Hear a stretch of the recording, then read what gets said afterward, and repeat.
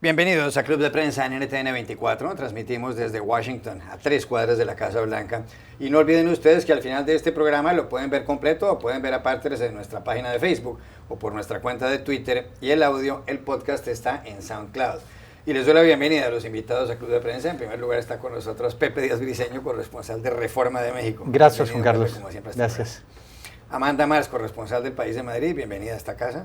Gracias. Y Enrique Gómez Batista, corresponsal de O Globo, bienvenido también. Muchas gracias. El primer asunto tiene que ver justamente con el Brasil, Enrique.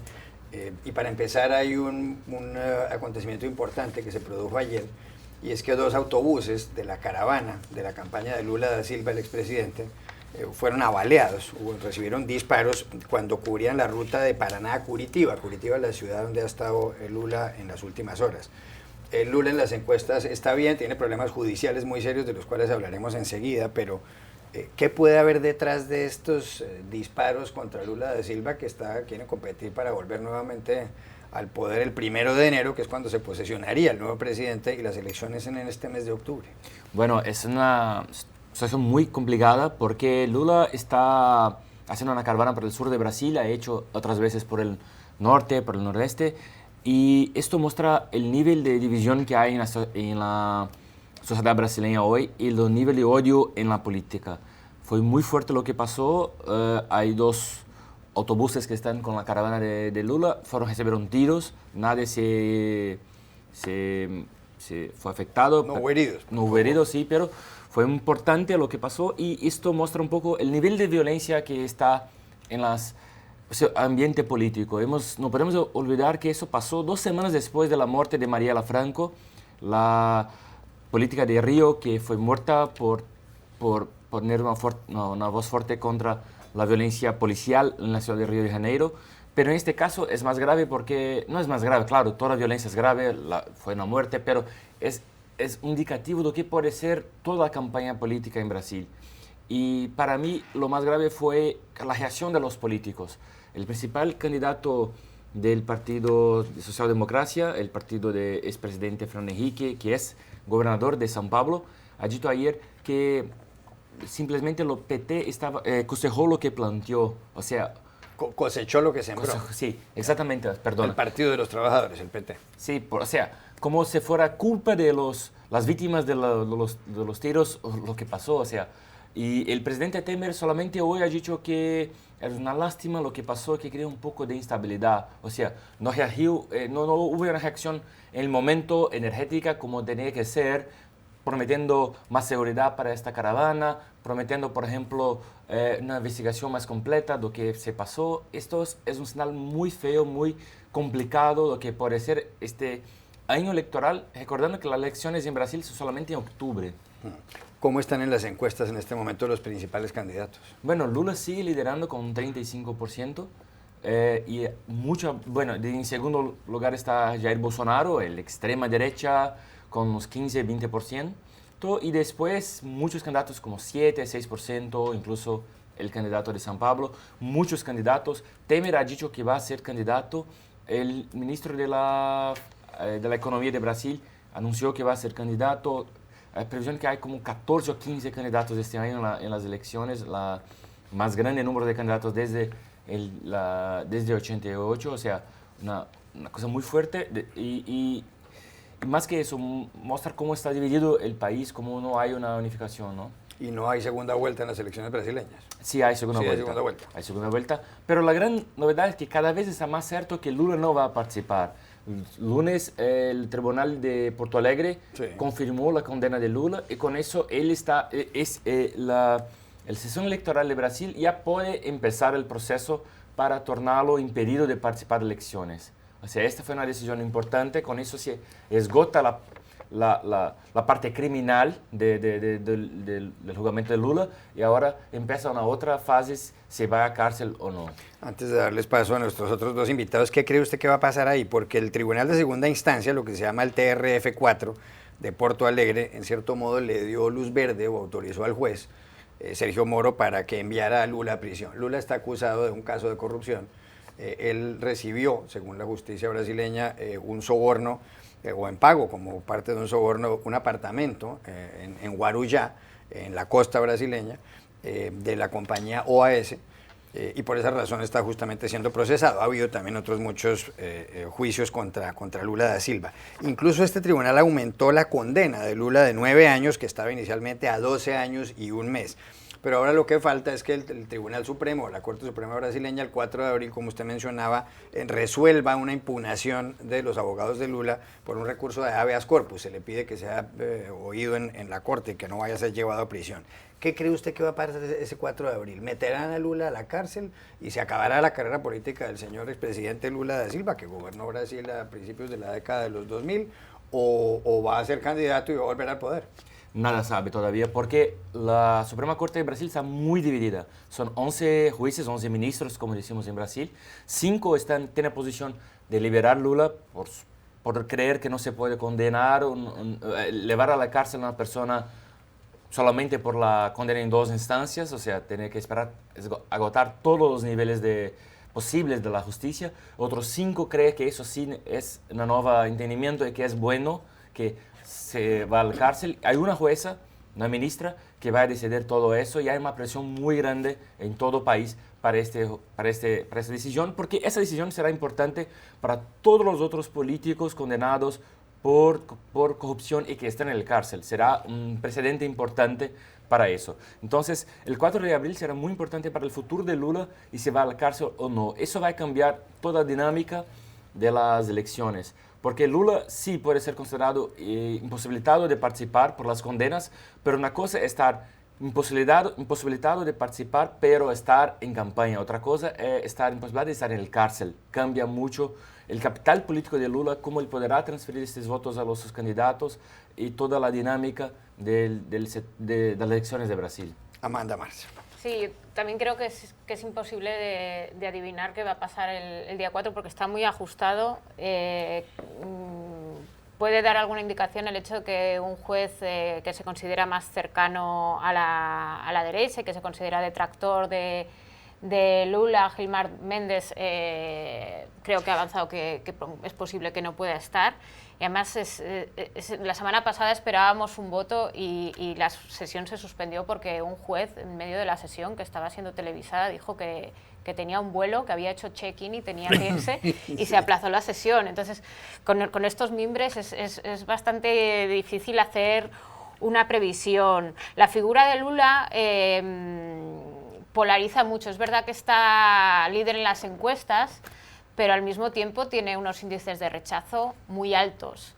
Y esto que en un país como Estados Unidos puede funcionar, es decir, que puede ganar las elecciones un señor con unos niveles de popularidad bajísimos, en un país con tantos candidatos no es tan fácil, ¿eh? O sea, ese rechazo puede que es verdad que va primero a las encuestas, pero a lo mejor es demasiado verlo como el caballo ganador. Y sí que parece difícil que pueda llevar a cabo una campaña electoral normal, que en agosto se registre como candidato. Parece improbable. La cuestión, en efecto, es quiénes son... El 15 de agosto se vence la fecha para inscribir candidatos. Claro, el 15 de agosto. Entonces, la cuestión es quiénes son los sustitutos posibles para Lula. Si están en su partido, en realidad, quien va a ocupar esa masa de votos puede ser alguien de otro partido. Y para Brasil, desde luego, es un problema. La economía está a duras penas saliendo de una recesión que ha sido eterna. Acabó consiguiendo crecer un poco más del 1%, un 1,4%, pero es una recuperación muy frágil y hay muchas decisiones estancadas de acuerdos comerciales con Europa, en Mercosur, con lo cual esta estabilidad puede cargarse, además, esta recuperación tan frágil. Pepe de Briceño. Sí, a mí me parecen interesantes 2 puntos. Por un lado, que el propio Lula no necesariamente no contribuye directamente a una reconciliación, sino también a la polarización. Yo estaba leyendo una declaración incluida en el comunicado del PT que dice, este es el regreso del nazismo. A esos niveles de cuestiones verbales está refiriéndose el señor Lula. Obviamente la violencia contra cualquier candidato es extremadamente condenable, es realmente preocupante, como dice Enrique, que no haya habido una condena dura y clara del estamento político en Brasil. Y también nos recuerda que a lo largo de toda América Latina la violencia en las elecciones sigue siendo desgraciadamente una presencia en muchos de los países, ¿no? En México, por ejemplo, ha habido asesinatos de presidentes municipales o aspirantes a presidentes municipales en los últimos 2 meses. Más de 15 aspirantes han sido muertos, y pues nos dice todo el largo trecho que nos falta en el continente para avanzar. Y en segundo lugar, una última cosa sobre lo que se refería Amanda, la figura de Lula da Silva, ¿no? Ya ha sido presidente, esto sería su 3er mandato si es que logra competir y ganar, y aún sigue siendo la referencia política en Brasil. Es sumamente interesante y nos dice mucho de exactamente la falta de renovación en esa parte de la política. Sí, no, interesante también porque los expertos dicen que es lo más probable que Lula no podrá ser candidato por las leyes electorales que no permite que candidatos tengan condenas. Pero el nivel está tan grande que más que balazos, que tiros, que todo, hemos visto, por ejemplo, desde este fin de semana en Brasil, una polémica con Netflix, porque Netflix lanzó una serie basada en los hechos de Lava Jato, y empezó una campaña de los partidarios de Lula o de partidos de izquierda, de Partido de los Trabajadores, para cancelar suscripciones de Netflix para no ver esta serie. O sea, es una locura, y esto creó un movimiento muy grande. Esta serie un mecanismo es hecha por el mismo director que ha hecho Narcos, y él ha dicho que es una tontería, un absurdo, que eso solo va a hacer con que las personas pierdan la 4ª temporada de Narcos, que sí será buena. Creo que incluso Dilma Rousseff, la expresidenta brasileña, está furiosa. Está furiosa, está diciendo que empezó ella la campaña contra Netflix en Brasil por la serie de ficción, que claro, basada en hechos conocidos por todo el mundo, ¿no? La realidad supera la ficción siempre. Miren, hay otra noticia, y en este caso de Kim Jong-un, el dictador norcoreano. Aquí está el Financial Times, todos los periódicos del mundo tienen este titular. El señor Kim Jong-un llegó al poder de Corea del Norte en el año 2011. Él había sucedido a su padre, Kim Jong-il, que había sucedido a su vez a su padre, Kim Il-sung, que fue el hombre que fundó Corea del Norte. En la península coreana hubo después de la Segunda Guerra Mundial, hubo también una guerra. En esa zona, una parte de la península la manejaba Estados Unidos, otra parte la manejaba la entonces Unión Soviética, y finalmente la China decidió apoyar a los guerreros de Corea del Norte, y la China es el país que respalda verdaderamente a esta dictadura norcoreana. Bueno, Kim Jong-un había puesto en marcha e intensificado aquel plan para lanzar misiles intercontinentales con cargas nucleares. Dijo además que llevó a cabo varias pruebas. Dijo que ya los misiles norcoreanos pueden alcanzar territorio continental en los Estados Unidos. Después de una serie de insultos que se intercambió con el presidente estadounidense Donald Trump, ahora están de amigos y van a reunirse en el próximo mes de mayo, Kim Jong-un y el señor Trump. Bueno, pero ¿qué hizo Kim Jong-un? Se fue en un tren blindado en las últimas horas a Pekín, a la capital de la China, y se reunió con Xi Jinping, el presidente chino, que recientemente, según unas reformas que ha habido en la China, pues creo que puede gobernar prácticamente hasta cuando le dé la gana.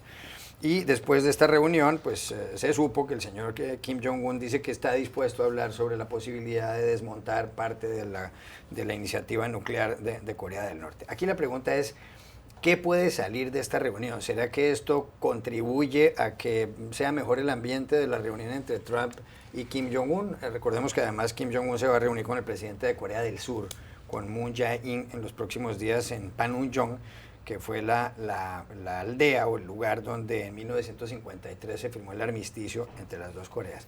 Esta reunión de Kim Jong-un con Xi Jinping ayuda a que salga mejor el encuentro entre Kim Jong-un y Donald Trump. Amanda Más. Sí, sin duda, ayuda o su no celebración hubiera sido un problema, porque el papel de China en todo esto ha sido fundamental. Corea del Norte da este paso de buscar una negociación, con lo cual digamos que está ofreciendo dar pasos atrás en su carrera nuclear, después de unos meses de sanciones económicas durísimas que estaban estrangulando su economía. El éxito de estas sanciones económicas que suponían pues el 90% del suministro de combustible, sus exportaciones textiles, el envío de mano de obra por parte de Corea, todo el éxito de esta presión económica al régimen no existe si China no está de acuerdo. Y China en los últimos meses con la administración de Trump se alineó y aceptó esta línea dura por parte de Washington, apoyó las resoluciones en el Consejo de Seguridad de Naciones Unidas y por eso ha funcionado la presión. Entonces, este encuentro sirve para, digamos, aliviar las tensiones entre los dos países. Las relaciones de Kim Jong-un y el régimen chino habían sido bastante malas, frías en el mejor de los casos y en los últimos meses, como se ve, bastante malas. El hecho de que se haya celebrado esa reunión, que el mensaje ha ido bien, que el propio presidente Trump esta mañana diga que parece que ha ido bien y que está deseando él también reunirse con el líder norcoreano con exclamaciones y con letras mayúsculas en su cuenta de Twitter, lo cual a los que estuvimos en verano escribiendo sobre amenazas de un holocausto nuclear, esto pues nos sorprende bastante. Desde luego son indicaciones de que la cosa de momento está encarrilada. Luego veremos si no pasa algo que hace que al final no se celebre la cumbre, que la cumbre no sirva para nada, lo cual sería un terrible fracaso para Trump en este caso.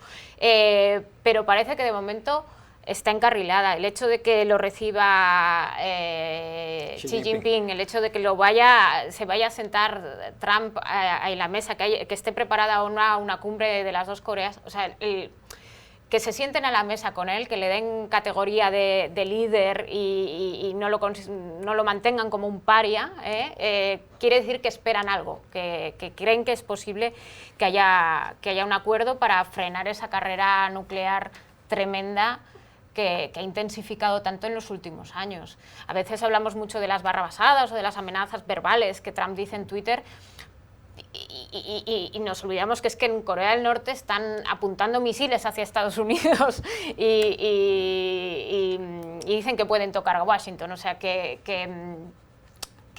la situación del país allí ha ido a peor.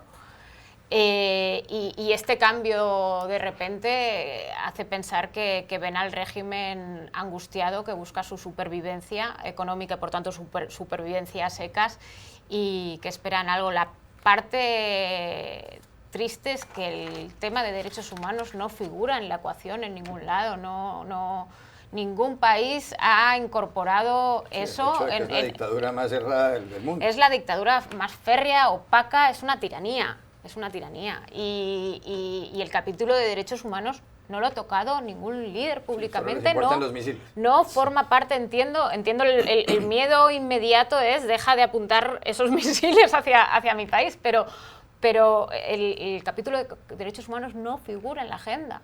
Al menos de momento no figura en la agenda. Es que hay quien dice incluso que si llega a salir bien la cumbre de Trump y Kim Jong-un, si logra Trump que desmantele o por lo menos reduzca o suspenda o congele el dictador norcoreano el programa de misiles nucleares intercontinentales, a Donald Trump podría candidatizársele seriamente para ser Premio Nobel de la Paz. Sí, bueno, vayamos pasito a pasito, pero sin duda hay que decir que tan pronto se conoció la posibilidad de una cumbre, solo los más extremadamente a favor de Hillary Clinton y ardientes perdedores en la elección, pues podían ver esto como con malos ojos. Claramente está por verse si se celebra la cumbre, si tiene éxito, pero sin duda el que se haya introducido un elemento que no estaba presente, que es la voluntad de Norcorea de sentarse a la mesa para discutir desnuclearización, ¿no? que es realmente relevante. No es de eliminar algunos de sus programas, sino considerar la posibilidad de desnuclearización es altamente relevante. También hay que decir, me parece muy interesante lo que dice Amanda sobre el tema de derechos humanos, porque realmente nos está mostrando una época también, a pesar de todas las intenciones de Trump de extremar las amistades entre los pueblos, etcétera, etcétera, el discurso de Trump, que básicamente Estados Unidos va a pasar un invierno de al menos 4 años de sentarse con líderes que compartan una filosofía común para respetar los derechos humanos alrededor del mundo. No es el único con el que se ha aproximado. Hay una larga lista: al-Sisi en Egipto, el señor Duterte en Filipinas. Él está dispuesto a sentarse con cualquiera en la mesa, y los valores que siguieron al menos por 8 años durante la etapa de Obama, la diplomacia estadounidense, pues están desapareciendo claramente. El interés nacional de Estados Unidos, en el sentido más de realpolitik, se está imponiendo. El señor John Bolton va a llegar y quién sabe exactamente hacia dónde va a ir. Hay que decir una cosa. También una cuestión muy interesante es la cuestión de color de esta visita del señor Kim Jong-un a China, ¿no? Realmente se conoció hasta después de que ocurrió. Sí. Un control tremendo del propio aparato chino para dar a conocer que había estado Kim Jong-un ahí. Se censuraron en internet las búsquedas de Kim Jong-un en la red social Weibo en China, e incluso los apelativos como gordito número 3 en la propia red también se censuraron. Y esto nos habla también de que China no necesariamente es tampoco el campeón que esperamos en derechos humanos. Pero para mí esta cumbre entre Kim y Xi es más importante que la cumbre entre Trump y Kim. Porque Corea del Norte no existe sin China hoy, porque China hoy es el gran país que compra, que fornece un poco de elementos que hay, porque sabemos que los norcoreanos tienen hambre, tienen problemas serísimos de situaciones básicas. Entonces, lo que vemos es que en cuanto Trump hace mucha publicidad, hoy, por ejemplo, fue a Twitter para comentar que es ansioso para verlo, todo eso, lo que está negociando de verdad es Kim y Xi, porque Trump no tiene cómo hacer muchas cosas, ¿no? No puede empezar, a pesar de Bolton defender un ataque preventivo a Corea del Norte, no puede hacer eso, porque crearía un ambiente de muchas muertes, de instabilidad gigante en la región, muertes incluso en Corea del Sur. Entonces, lo que vemos es que lo más importante es cómo está la negociación entre Kim y Xi. Si Xi decide, por ejemplo, romper o apretar un poco el régimen, Kim no tendrá opciones a no ser negociar. La gran fuerza de esta negociación está con Xi, mucho más que con Trump, en mi opinión. Ya regresamos a Club de Prensa. Volvemos a Club de Prensa en NTN 24 desde Washington. Pepe Díaz Briceño, la cantidad de escándalos que origina o a los que da pie el presidente de Estados Unidos, Donald Trump, es incalculable. Hay más o menos 20 mujeres que dicen que él las ha acosado sexualmente. El yerno y asesor Jared Kushner está siendo objeto de investigaciones periodísticas porque ha conseguido préstamos de más de $500 millones para sus familias después de que se hubiera reunido con algunos dirigentes de las entidades financieras aquí en Estados Unidos. Fuera de eso, tiene escándalos porque se ha ensarzado en guerras verbales por Twitter con una gran cantidad de líderes mundiales. Está proponiendo pena de muerte para los narcotraficantes, cosa que en el resto del mundo rechaza gran parte de la gente, y está, por supuesto, involucrado, es objeto de una investigación de parte del señor Robert Mueller, fiscal especial, para lo que se llama la trama rusa, es decir, la posible influencia de Rusia en el resultado electoral de los comicios de noviembre de 2016 en este país, que ganó Trump y perdió Hillary Clinton. Esto entre algunas cosas. Pero lo que llama la atención es que le ha subido la popularidad o el índice de aprobación al señor Trump. Según información de ayer de la página web Real Clear Politics, que hace siempre un promedio de los últimos sondeos, el índice de aprobación de Trump está en el 41,9%, es decir, el 42%, y el de desaprobación en el 52,7%. Le ha subido a él algunos puntos en los últimos días el índice de aprobación. Y el Pew Research Center, el Centro de Investigaciones Pew, que es muy serio en sondeos en este país, dice que el 74% de los republicanos, es decir, 3 de cada 4 republicanos, están contentos con la gestión que está llevando adelante Donald Trump en materia de economía. Conviene recordar que él hizo aprobar una reforma tributaria por la cual se redujeron los impuestos, especialmente para las empresas, para las corporaciones y también para las personas naturales en determinados casos. Pero aquí la pregunta es, y digo porque a los periodistas nos critican mucho sobre esa materia, ¿será que la prensa se está excediendo con respecto a Trump y resulta que el señor lo está haciendo mejor de lo que dicen los columnistas, los analistas, o qué es lo que pasa? No, a mí no me parece que sea algo que haya ocurrido en exceso. Me parece que la propia administración Trump ha dado una cantidad innumerable de escándalos, el número de personas que han rotado por la Casa Blanca el cambio de políticas inadvertidas, la falta de cumplimiento de muchas de las promesas es muy notable, y los propios escándalos de la propia campaña de Trump, que siguen vigentes hasta ahora, 14 meses después de haber iniciado su mandato, nos dan para una riquísima cobertura periodística. Esto no está peleado con una buena aprobación de Trump en las encuestas, derivado, como usted bien dice, de una economía que está, digamos, en apogeo, con tasas de desocupación extremadamente bajas, con trimestres constantemente en crecimiento, y la gran pregunta es qué tanto va a durar. Porque la cuestión es, el presidente Trump es heredero de una estabilidad económica que viene desde la época del presidente Obama, y esto se refleja directamente en las encuestas, y la tasa de aprobación en cuestiones económicas es la más alta desde la recesión de 2008. Esto claramente lo beneficia directamente, pero también coloca a la oposición demócrata pues en un golpe de realidad bastante fuerte, porque esas cuentas alegres por los resultados en Virginia o los resultados en una elección congresional en Pensilvania sobre quizá una marea azul llegando en noviembre en la elección de medio término legislativa aquí en el Capitolio, pues pareciera que no necesariamente están asegurados. Yo creo que hay un trabajo bastante fuerte que hacer por parte de los demócratas, de convencer sobre todo a los independientes y republicanos moderados de que pues Trump es el diablo en aquellos distritos pues realmente que pueden ser cambiados en esa elección. Amanda Más. Ha mejorado en las encuestas, es cierto que viene de mínimos históricos, y históricos en el sentido literal, o sea, no habían tenido un presidente con una valoración tan mala nunca. Es verdad que el salto de un 34% ha llegado a tener un apoyo del 34%, sí. O sea, que es nada. Entonces sí. El salto al 42% es un montón siguiendo en mínimos históricos. Dicho esto, de nuevo es figura polarizadora. Y lo que hay que preguntarse no es tanto, o sea, yo creo que la prensa estadounidense hace bien de cubrir estas cosas que son anómalas, ¿no? Este drama permanente en la Casa Blanca, esta confusión, esta éxodo, más que éxodo, esta expulsión en masa de los que se supone que eran cargos muy importantes en apenas un año de vida de gobierno. Es natural que la prensa hable de ello, es importante. La cuestión es preguntarse cuáles de estas anomalías tienen un efecto en la vida de los ciudadanos. Es decir, la comunidad internacional puede llevarse las manos a la cabeza porque Rex Tillerson, el hasta hace poco secretario de Estado de Estados Unidos, el equivalente a un ministro de Exteriores, fuera despedido, digamos, por Twitter, ¿no? Que prácticamente se enterara por un tuit del presidente, además después de meses de hacerle luz de gas, de dejarle en evidencia contradiciéndole. Esto desde el punto de vista de la comunidad internacional, de la política internacional, es tremendo.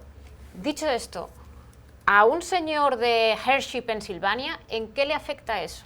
¿En qué le afecta eso? Es muy indirecto el efecto. No, le puedes explicar, no, a usted sí le afecta aunque no lo crea, porque entonces Estados Unidos pierde reputación internacional. Como pierde reputación internacional, su cotización en los grandes mercados se puede ver resentida. El hecho de tener un líder que parece que fluctúa tanto te puede penalizar en inversiones futuras.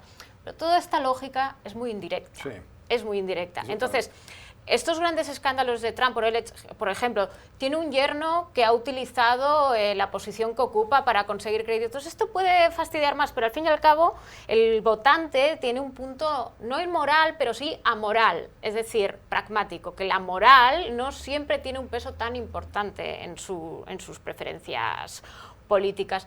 Con lo cual, realmente, de los fallos de Trump que estén afectando a la vida de los ciudadanos, hay pocos. ¿A quién afectan? Pues a los inmigrantes indocumentados que no tienen derecho a voto. Con lo cual, cada vez que veamos anomalías de esta presidencia, siempre hay que pensar cuáles realmente tienen efectos directos en la vida de los ciudadanos.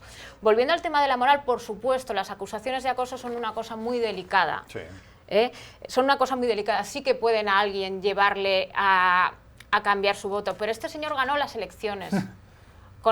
Con esas mismas acusaciones. No ha habido nuevas acusaciones de acoso después de las elecciones. Ha habido que ha salido una aventura sexual con una actriz de cine pornográfico antes de ser presidente. Sí. ¿Alguien cree que esto le resta votos a Trump? muy pocos, seguramente a un votante muy específico que es, pero esto los votantes valoran, deciden su voto y su apoyo a un político incorporando un montón de elementos y una aventura de hace 8 años con una actriz, por supuesto una aventura consentida, por eso lo llamamos aventura y no de otra manera, esto no es algo que le puede hacer un daño electoral significativo.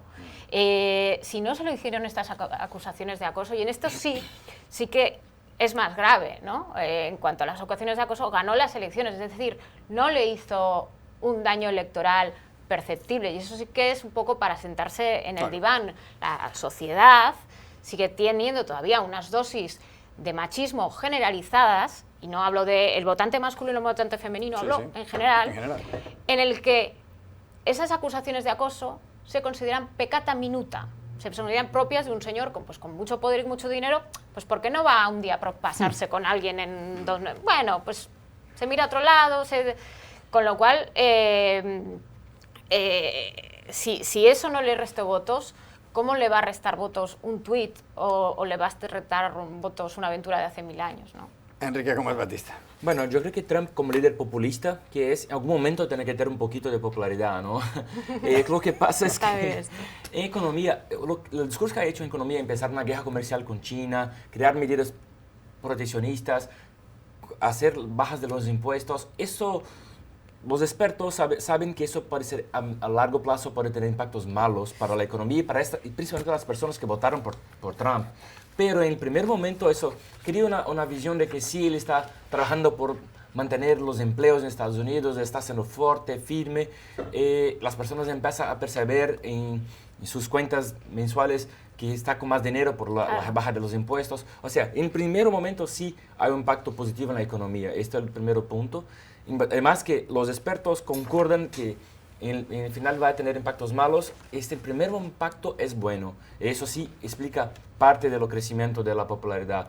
Segundo, creo que estos temas todos, por ejemplo, de control de armas, que fue muy fuerte este último mes, por ejemplo, eso también ayuda a Trump porque esto divide el país y mitad del país es al favor, mitad del país es al contra. O sea, los republicanos que no estaban muy convictos con Trump se quedan más con él por tener una posición más pro arma, ¿no?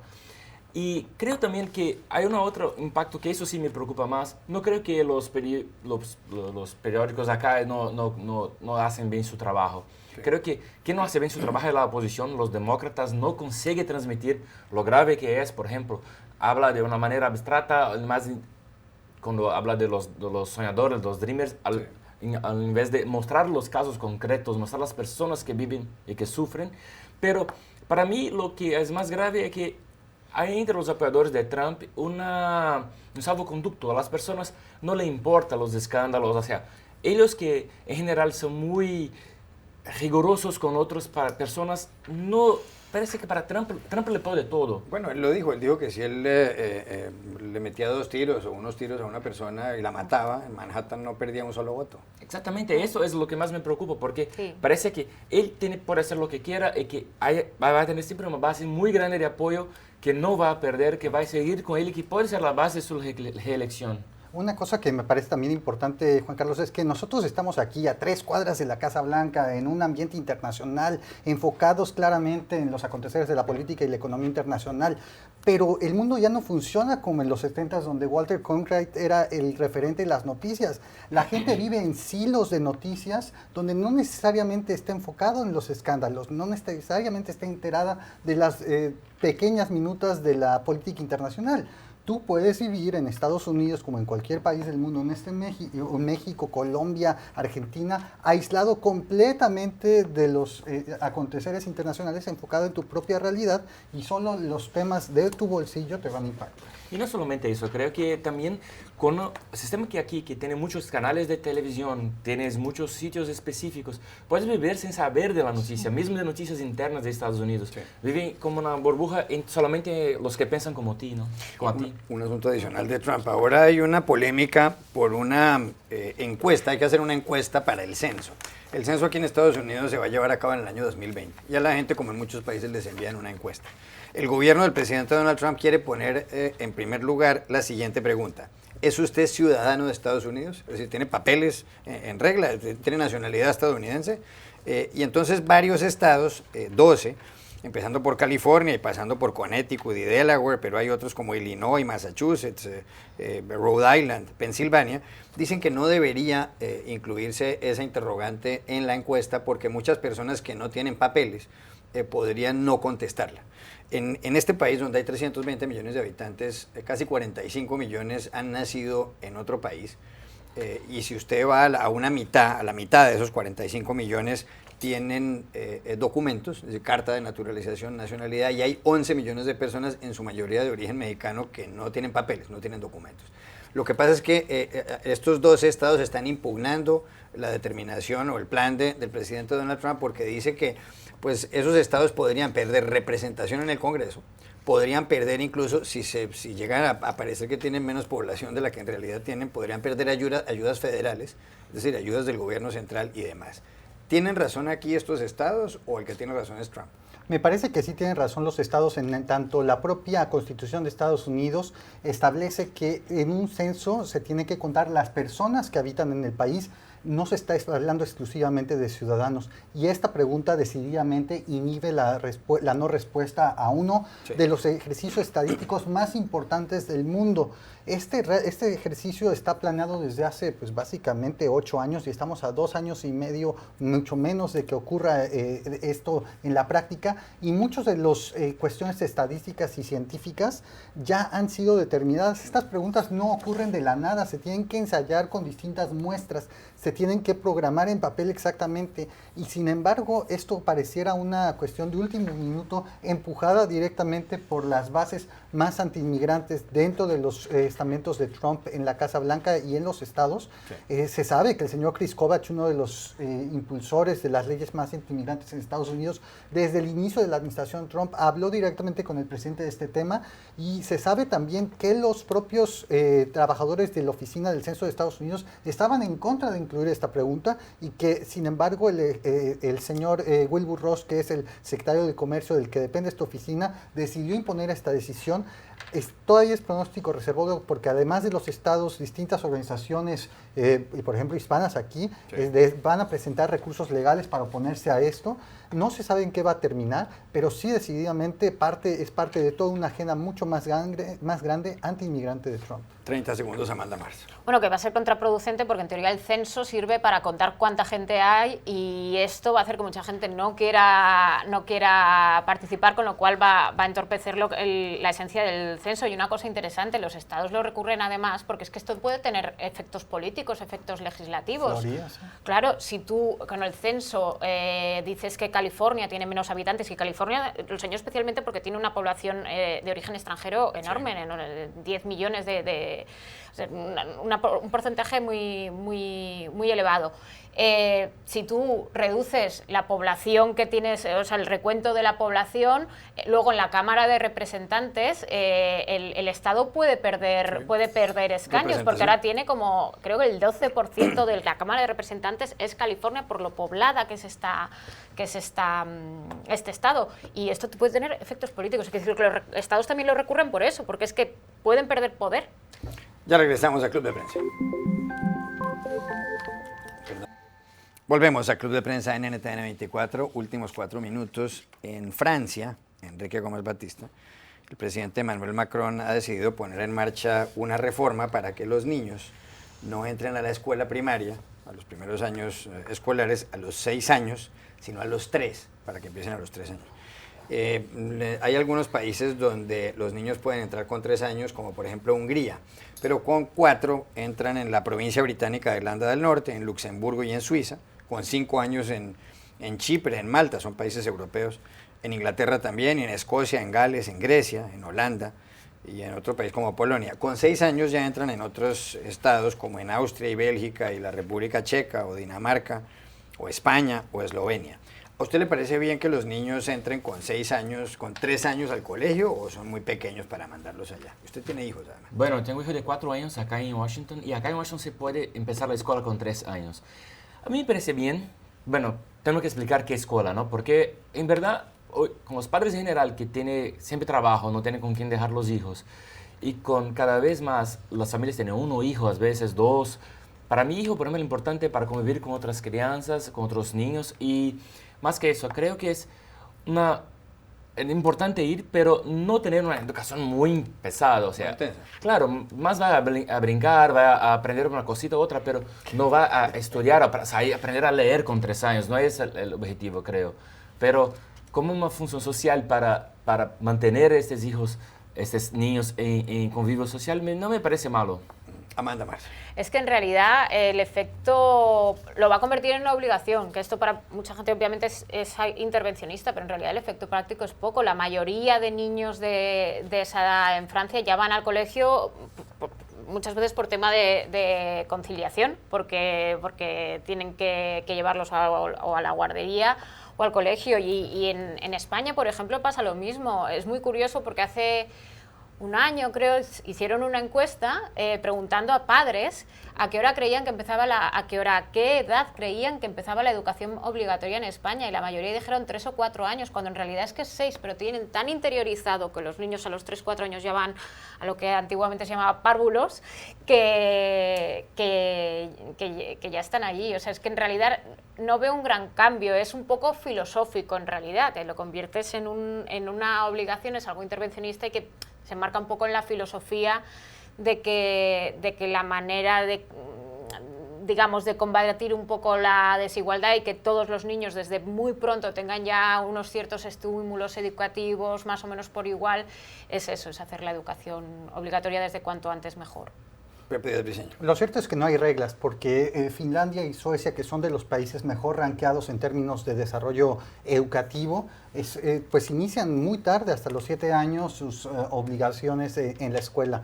Y sin embargo, creo que depende en cada caso, en cada país, de la estructura económica de Francia o de España o de la propia Finlandia, porque realmente hay países donde los dos padres, sin duda, hay ciudades donde se tiene que trabajar para poder sobrevivir las parejas completas. ¿Y a dónde va a acabar el hijo cuando los abuelos no necesariamente están ahí como en muchas partes de América Latina?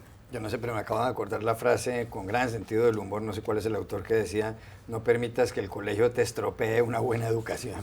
Ya regresamos a Club de Prensa. Volvemos a Club de Prensa en NTN 24 desde Washington para despedirnos. Gracias, Pepe Díaz Briceño, por haber estado aquí, Amanda Mars y Enrique Gómez Batista, y a ustedes los espero mañana nuevamente en Club de Prensa.